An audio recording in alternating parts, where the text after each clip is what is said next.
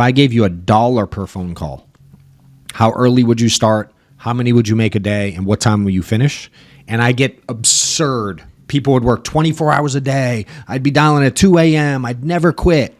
And I'm like, if you only tracked your own basic numbers and knew you're making significantly more than that already, they just typically don't know it, dude.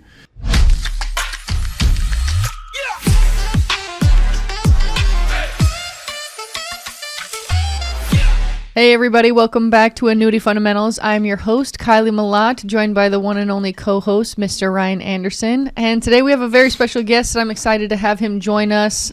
He's been in the business for 13 years, but this is John Wetmore. He's out of Atlanta. The reason I say he's been in business for 13 years, because I think that's kind of a big deal. For one, longevity in this career, but how has he gotten here? I mean, when we were first talking earlier, he was like, yep, I started and I sucked just like everybody else, and now here I am 13 years later. Last year, me and my team produced $200 million. So, John, thank you so much for being on.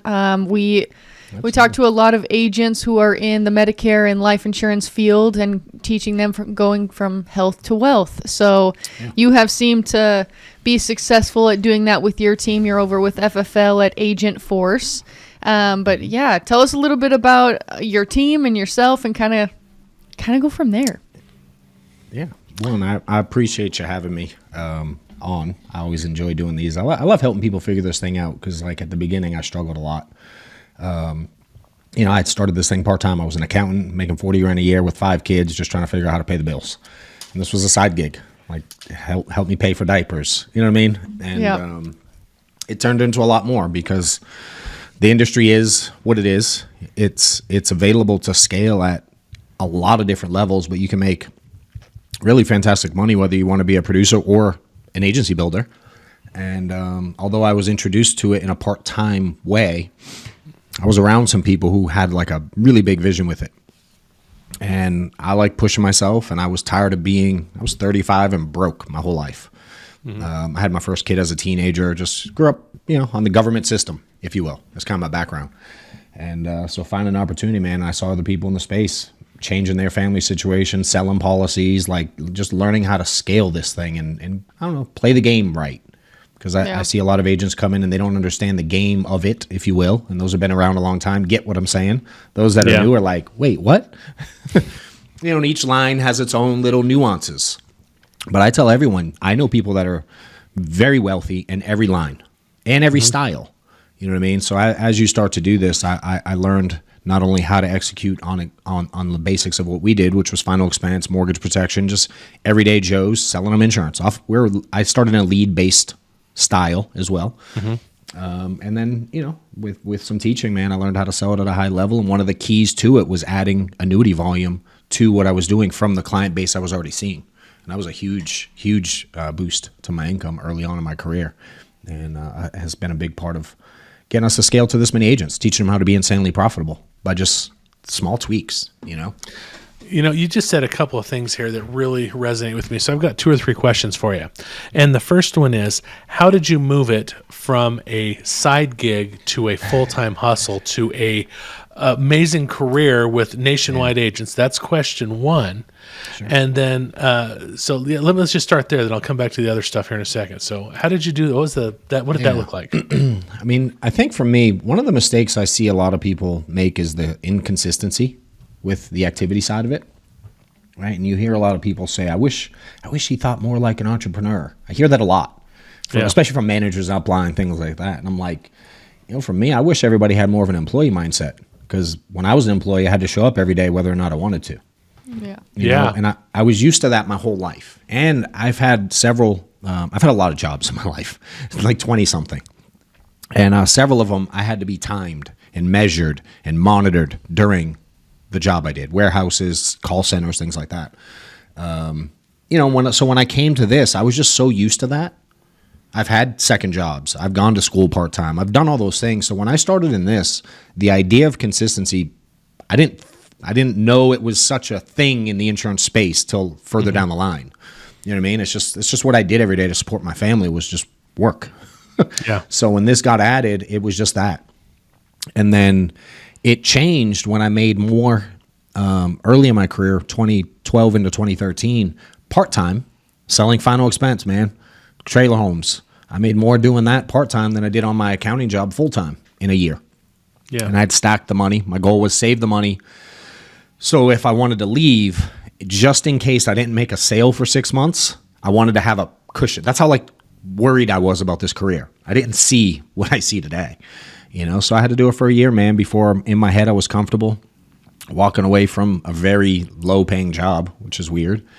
And, being around. So that was an easy transition to full time, right? It was just a very natural progression. I'm like, oh, I like this. I saw the commissions. I saw the upside. I didn't see what I turned into, but I saw significantly more income than a job.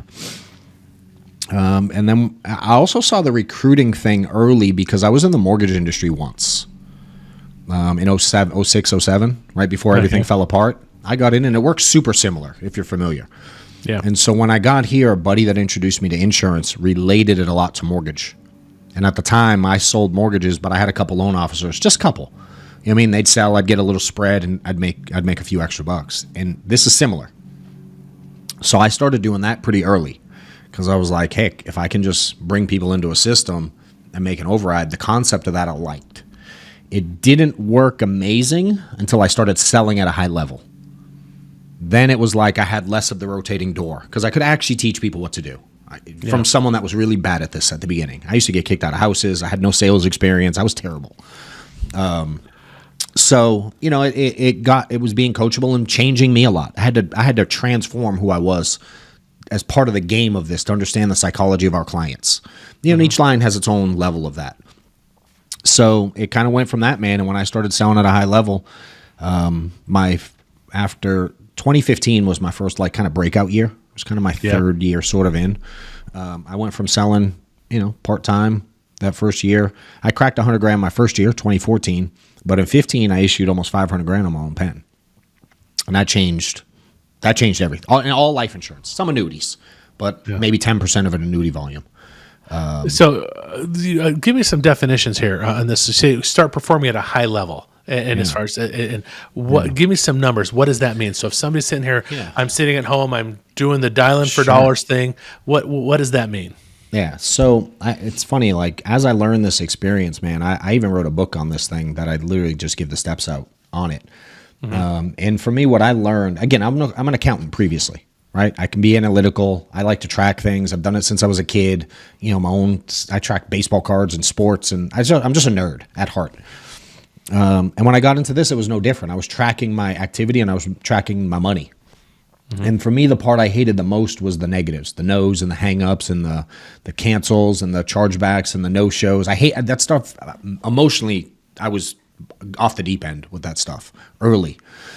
But somehow after that first year, especially the first year full-time, looking back on my numbers that I had tracked, I was able to look at it in this concept that I really help people understand is with a certain amount of activity, there equals a certain amount of money. Right? And I had a lot of data, 2 years worth of information. So I got to see how many appointments or phone calls I was making, the prospecting side of the business. And then I got to see the result side, right? And everything else is just in the middle. But we prospect to make the money, ultimately. Right. It's all the crap in the middle that most people can't handle. All the stuff. The noise of the business, of emotions, of people, of all of it. And when I looked at it, man, after the first year, and one of the chapters in my book is called 17, the number that changed my life. And I say that because that first year when I was part-time, I was making $4,000 a month, $5,000 a month part-time while I was doing my accounting work. And I was making I don't know, 100-something phone calls a week, very minimal, But when I did the math over the course of the year, I made $60,000 and whatever the total dials were for the year. The math equaled $17 every time I made a phone call was deposited.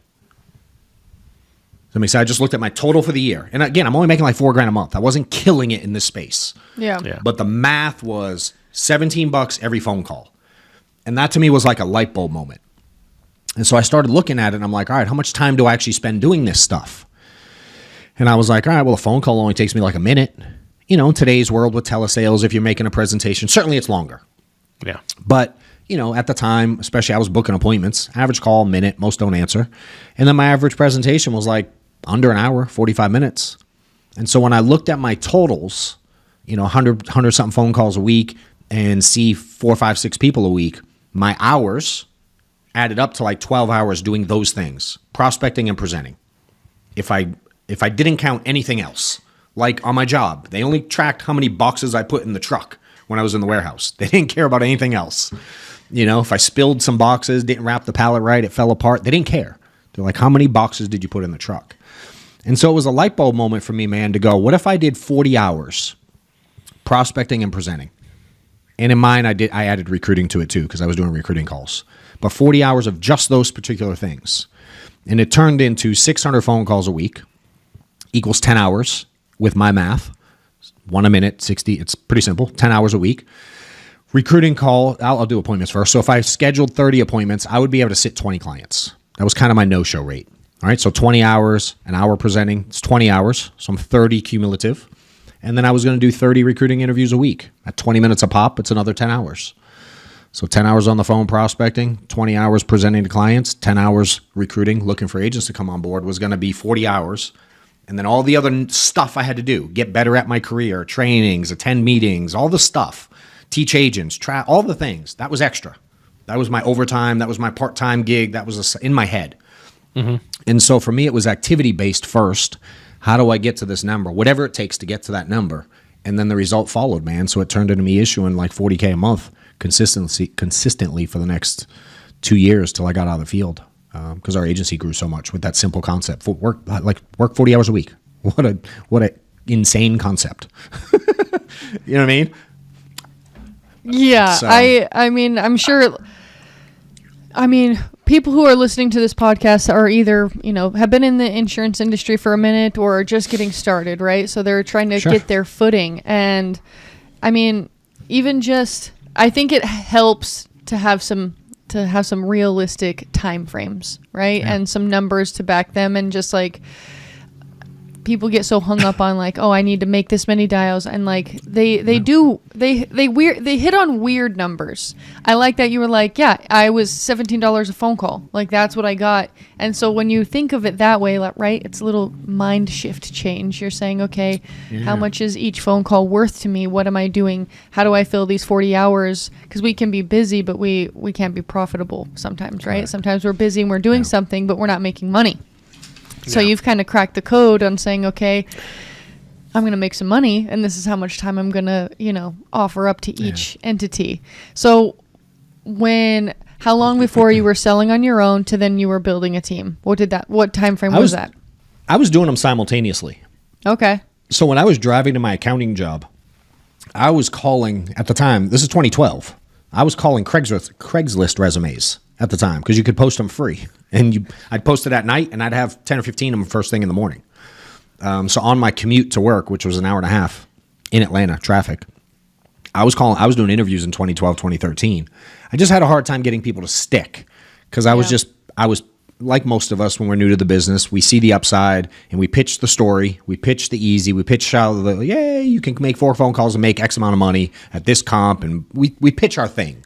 Yeah. And I did that really hard at the beginning versus like actually asking questions and discovering if these people on the other end were someone that I could work with and I could, spend time with, and they met whatever crazy expectations I set in my mind as the one who wanted to recruit them, and I had to make sure we're on the same page and learn how to actually map out the process for people, because not everybody sees it the exact way I see it.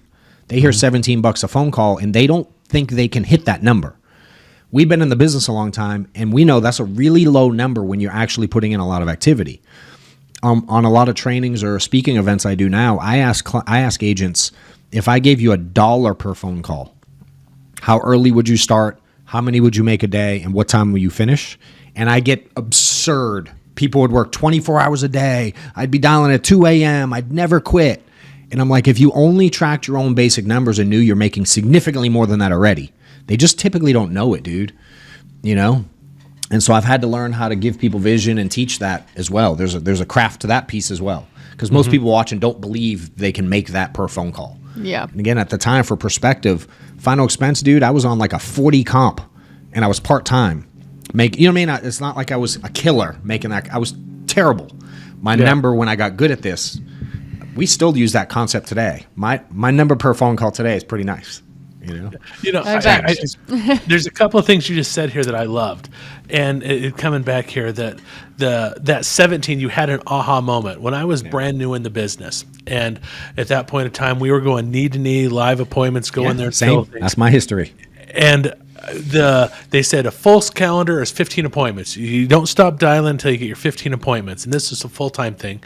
And he says, and that's a minimum. Go more if you can.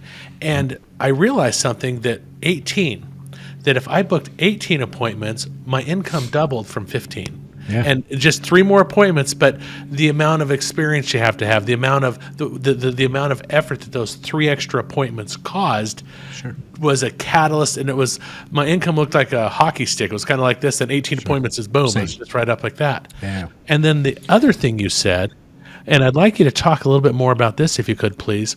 You made small tweaks and got big changes. Like in the class we teach agents, we teach them how to sell annuities, and we say, you're right here, and I've got my hand straight up here, and we just want to move you 1 or 2 degrees. Small, minor changes have massive results on the other end. What kind of small tweaks did you make? Did you recommend your agents do? Sure. I'll give you 2. One relative to annuities and just one relative to like kind of concept in general of time, like schedule management.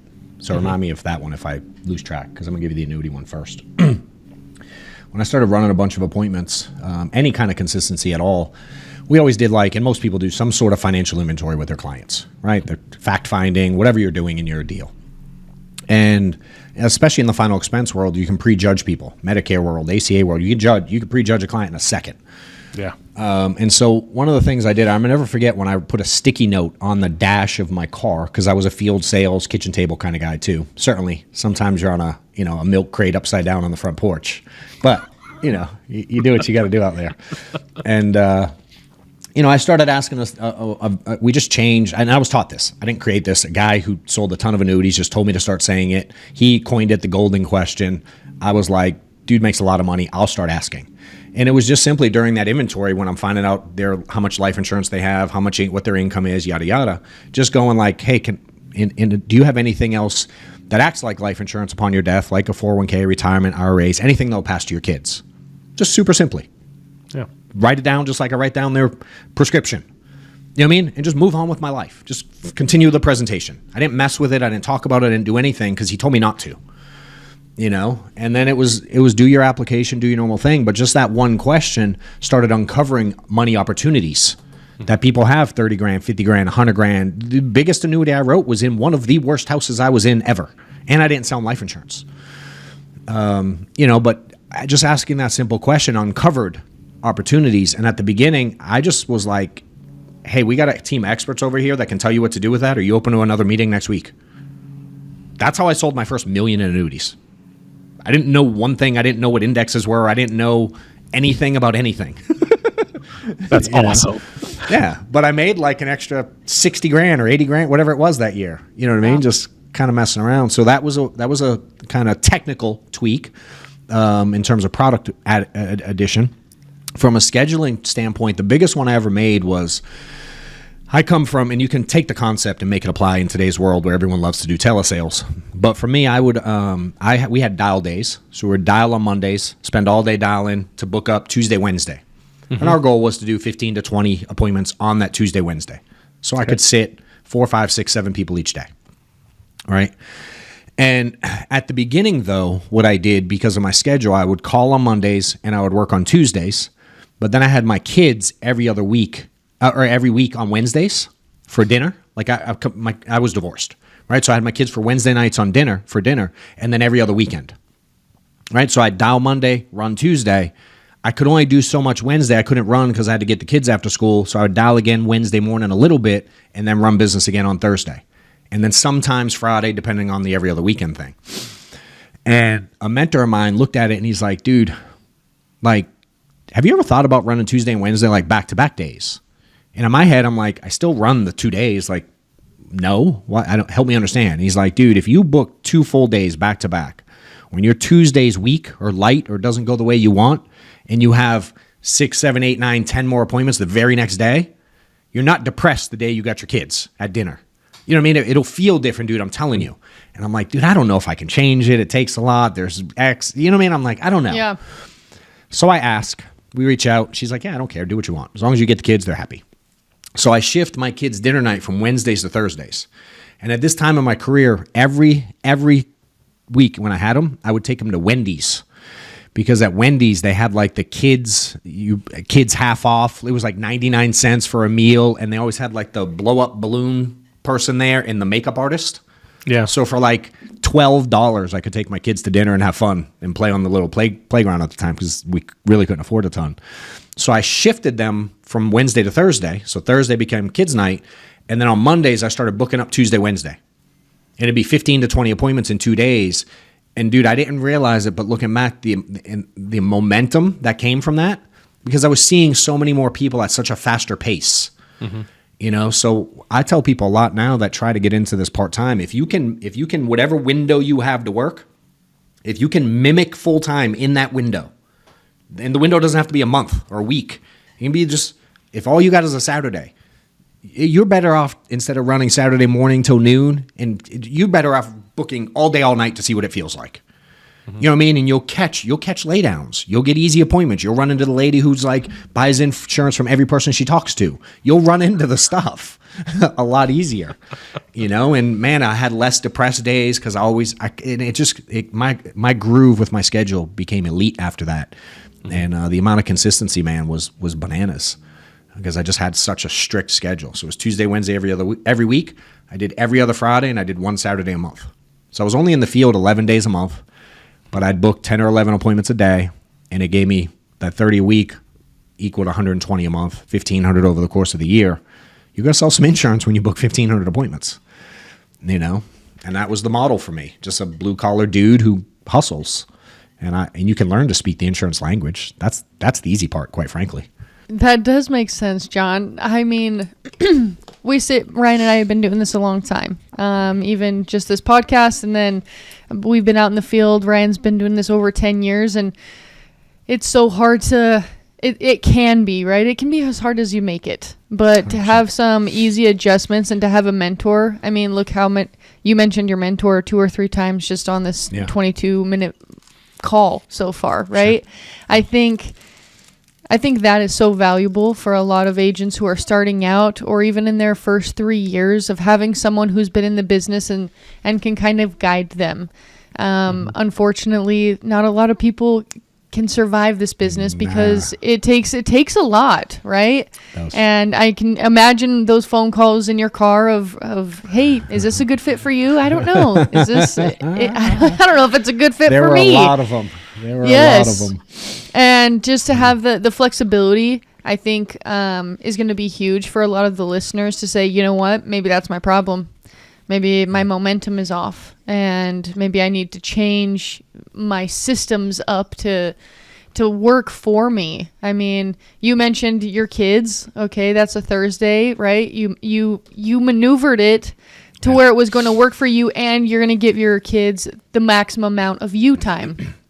And I think that's beautiful about this industry. We can have that flexibility to do that and to be good parents and to show up for our kids, but also to provide for them.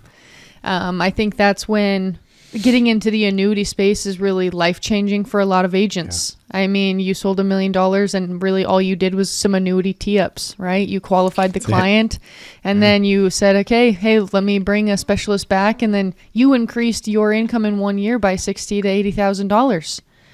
By just asking a simple question. I think it was, do you have anything to pass to your kids? Was that the question? Is that what is that right? We've taught, do you have anything else that acts like life insurance? Like IRA, 401k, any type of retirement money that will pass to your kids when you die? Yeah. Super simple. I mean, super simple. And most of it is, and that's what we do at Annuity Fundamentals, is it's really about language, right? Words, sentences, phrases. What can we say or do differently to get into the money, to create opportunities for ourselves? Booking the appointments is one thing, right? But being able 100%. To be the solution for the people for those opportunities is another. And so I appreciated that earlier you were like, yeah, I had everything down 40 hours. But then you didn't stop, right? You're like, yeah, and then I perfected my craft. I did trainings. I learned. I got better. And I think that's a huge part of where people are missing. they think if I dial for 80 hours, then I'll be successful. But it takes both, right? It does. You got it. And who can do that? It drives you nuts. 80 hours of dialing, like, that's not longevity. Nobody wants to do that. You'll be burnt out in a year. So I think I super appreciate you just being honest and saying, hey, I've been in this industry 13 years. I've learned some lessons. You need to be disciplined, for one, obviously. That's always your first go-to, but also be flexible in knowing, hey, this isn't working. What can I adjust? And being open to the adjustments. So, yeah. Ryan, do you have anything to add? No, that you just nailed all the high points, and that's one of the things about this, that the more that we do this, the more people we meet, the more common they say it differently, but the message is the same. Consistency. We met with a young lady earlier today, and she says all work works. As far as if you pick your system and just consistently go forth and do it. It's the guys that go through and is like, oh, I'm going to do seminars. I did 2 seminars. I didn't make any money. Seminars are trash. Okay, I'm going to dial. And I got this lead over here from fill in the company. It doesn't matter. Well, I've called them. I got 25 leads for them. I called them. They're trash. I only booked 1 appointment. They didn't show. Well, or I've got to do social media. Well, I've spent a bunch of money on social media for the last 2 months and I made no money. I mean, then on and on and on. But when in reality, they all work, but you have to take the time to figure out how they work. And the dialing for dollars things that a lot of folks here, as far as when it comes to the final expense thing, is there is a language and a terminology and a rhythm 100%. That comes with final expense that is completely different than Medicare, that is completely different than annuities. And so learning that language for that specific solution and mastering it, then you can go in and learn the language for the next solution and master it, and you can do that. So that's been my experience that a lot of folks say, and that's kind of what you're echoing here. Am I hearing that correctly? Yeah, I mean, that's the game. You know what I mean? And it's like I see so many people try to learn 27 things at once, and I'm like, you're not even really good at the one you started with yet. Like, what are we doing? You know? And it's like I read this thing. I used to Google it all the time, which sounds weird to say out loud, but like I used to always wonder the difference between discipline and consistency. So I used to always look it up. Like I Google a lot of words. And finally, eventually, one time after Googling it like 16,000 times in my career, in my own head, I heard a guy say it in a way that helps me look at really anything I'm trying to accomplish in life. Like I'm on a very big health mission right now, and I apply the same principles. It was like discipline is the ability to do things that you aren't currently motivated to do at the time. And consistency is the ability to do those things over a long period of time. That's discipline pretty powerful. being the ability to do something in a moment where you're no longer motivated to do that thing. I'm going to lose 20 pounds, but right now you're not motivated to eat the grilled chicken or go to the gym. You know what I mean? I'm going to kill it this is my year in insurance, but you're not currently pick up the phone's heavy right now. You know what I mean? And it's like, I don't know, man. You just might be light. You know, it's like, I look at everything that way. To have the discipline and consistency for me is I need both. And I can be a slow learner, but if I stay at it, I know I'll outlast most people. You know, and I just keep learning the craft. Still to this day, I'm still learning. I meet so many people that are significantly more talented and successful than I am. I'm like, give me share, please. I'm trying to grow just the same as the next guy. Yeah. Well, John, we're cutting short on time, but that even the last 3 minutes, that was, he dropped some bombs right there. So I hope you pick that up of just you have to have both. You have to have consistency and discipline, and they do marry each other. So, John, thank you so much for your time. Thank you for being on this with us and helping agents. That's the purpose of this podcast, is to help agents be successful and to show support and say, hey, you can do this. You're not perfect, and you're not going to start off perfect, and it's going to be messy at first, but through some tweaks and changes and language changes, you can really create something for yourself. So I appreciate you being on. And Ryan, do you have anything to add? Thank you so much, John. I really appreciate the time, really appreciate the effort. And, we got to do a plug. Our sponsor for this episode is leadshop.org. If you do seminars, you're looking to fill the room, leadshop.org is the way to go. And as always, if you haven't liked and subscribed, click the buttons below. You know where they're at. You're smart. You can find them and kind of go from there.